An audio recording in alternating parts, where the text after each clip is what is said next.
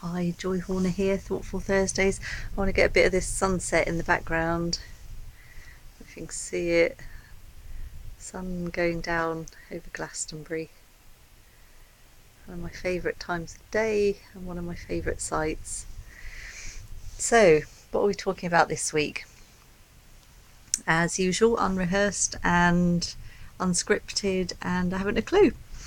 But it'll be something to do with what's been discussed this week, things that have arisen, the women that I've spoken to.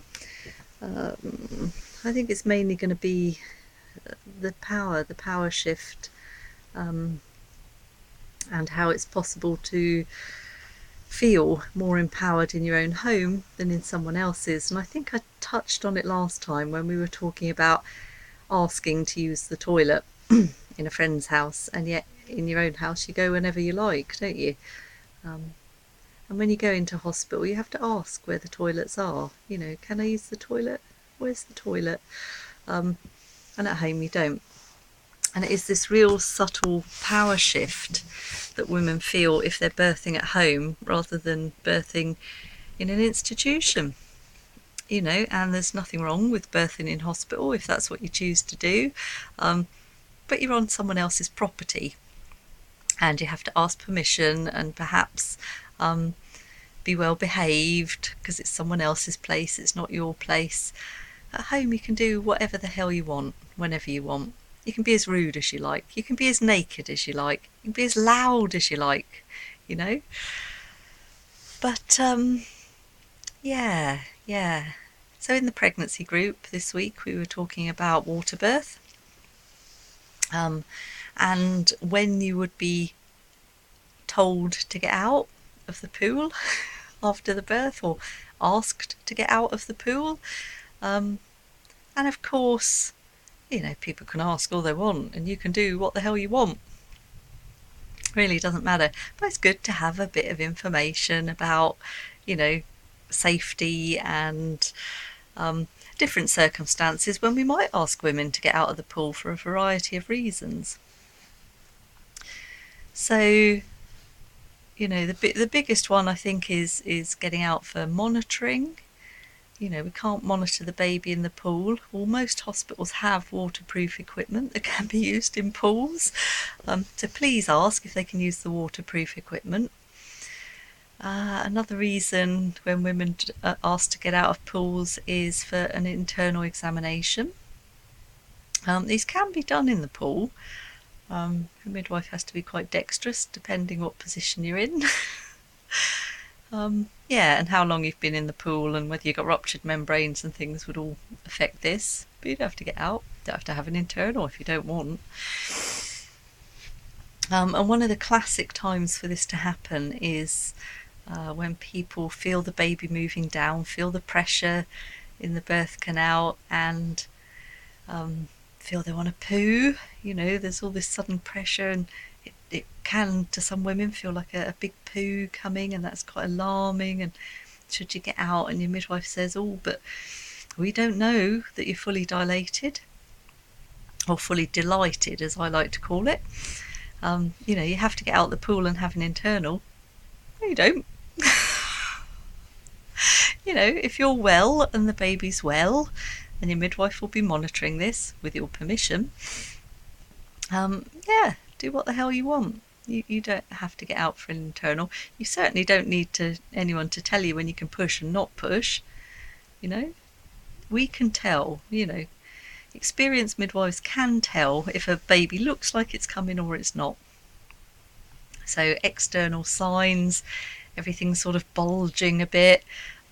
Maybe a bit of poo is passed. That's always very encouraging. We know baby's not far behind usually then. And the sounds that women make, you know, the natural bearing down sounds of the second stage. I'm sure there's lots of other signs, but this is off the cuff and I can't remember. So yeah, so you start pushing, and you know, in a while, depending if it's your first baby or not, we get these signs, and yeah, it looks like baby's probably coming. We'll keep monitoring baby and mum, making sure they're okay, and before you know it, you know, we will catch a glimpse of the baby, or not if you don't want us looking. Easier to peep on dry land. Not so easy to be nosy if someone's in the water and they've sort of got their back to the wall and they're crouched down. Midwives still try and be nosy. I still have a sneaky peeky if I'm allowed. Yeah, I get my torch. You know, I got a head torch and I got a waterproof torch for under the water, and I got a mirror and I could be peering to get the first glimpse of the baby. But why? Why am I doing that? I'm being nosy, actually. You know, if there are signs of the second stage that the baby's going to make its way down and the woman can feel all this pressure, she's probably in the second stage, and we can go with that. And before long, she will say, oh, yeah, it feels like the baby's head's crowning. Great. Don't need to look at that either. And then baby will emerge and she'll lift it up, or sometimes not, and say, oh, when do I bring the baby up? And we say, oh, yep, now's a good idea. So no need to get out of the pool for the second stage unless there's anything else going on. You know, all this is assuming that mother and baby are well, and that things are progressing normally at full term. Yeah, so you shouldn't be asked to get out the pool for any of that, although you might well be. And then it's the placenta, isn't it? Someone said, how long after the birth will I be allowed to stay in the pool? You stay in as long as you want to stay in. It's your house, it's your pool, it's your water. Stay in as long as you want to, as long as you're well and baby's well. And we'll be monitoring that as well as you monitoring that. But yeah, you know, the midwife should stand well back after the birth. You know, baby's taken its first breath, mum looks well, baby looks well, we melt into the background, do our paperwork. And after a while you might get some cramping, so you know your placenta's going to come out. And sometimes at that point women get pretty uncomfortable and want to stand up anyway, or want to get out the pool. That's a good point, to get out the pool then. Gravity helps the placenta come down, and certainly stepping over the side of the birth pool, placenta's coming that way. If they don't come, the best place to give birth to your placenta is on the toilet, because it is a place that we're used to letting go of things, and it's private. Yeah, so go and sit on your toilet. But yeah, you can stay in the pool, your placenta can be born in the pool. Most people after a while get a bit achy and just want to get out and lie down, so that's when you have to get out the pool, when you decide you are good and ready to get out the pool. Yeah, we also talked about peeing in the pool. Of course it's okay to pee in the pool, you're probably going to poo in the pool. And there's not actually bacteria in urine. Urine is sterile, well, as far as it can be, until it comes out and over time gets infected with bacteria, and then you get a nasty wee smell. Most wee smells fresh, you know, there's not bacteria in it, it's not going to contaminate the water. Lots of bacteria in poo, you know, that's meant to contaminate the water, because if you have your baby on dry land and you poo, you know, it's going to be pretty close to the baby's face anyway. In water it's diluted down a bit, isn't it? So yeah, that doesn't matter at all. Pee in the pool, poo in the pool. But sometimes I ask people if they'd like to get out to pee. Now this is more to do with not getting stuck in one position in the pool.